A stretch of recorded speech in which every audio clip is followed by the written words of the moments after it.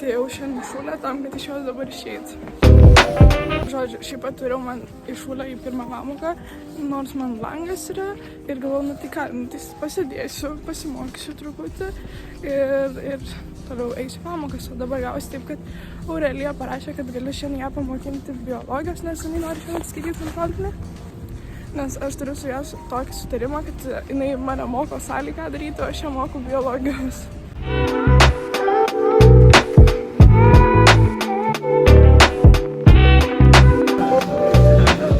Visą lietuvių pamoką nesimokėm, o ruošiamės mokyti dienai, o dabar atėjom pavalgyti, žiauriai valgyti noriu. Aš savo lietuvių vadovėlį laikau spintelį ir visą laiką pamirštu jį pasiimti prieš lietuvių. Tai nuėjau pasimti vadovėlį, o dabar reikia mokytis. Šiandien mažiau pamokų, tai nusprendžiau, kad darysiu į salę po pamokų. Tai va, susirašiau ir dabar laukiu autobuso.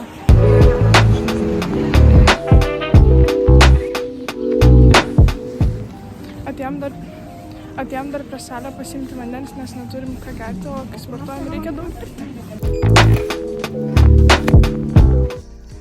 Nusispalvinau vandenį, kad atskirtų nuo Karolinos vandens. Šiam ką tik iš salės, sakyčiau, labai gera treniruotė buvo, užskaitau ir laukiu kitą kartą.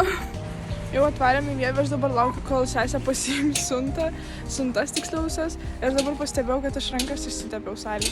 Ir neišsiplovau, tai dabar taip nefainiai su tokiam rankom, tikiuosi dar atsiplaus, kad. Ką tik grįžau namo, tai einu persirengti, nes dar reikės eiti bulves kasti ir tada pamokas daryti.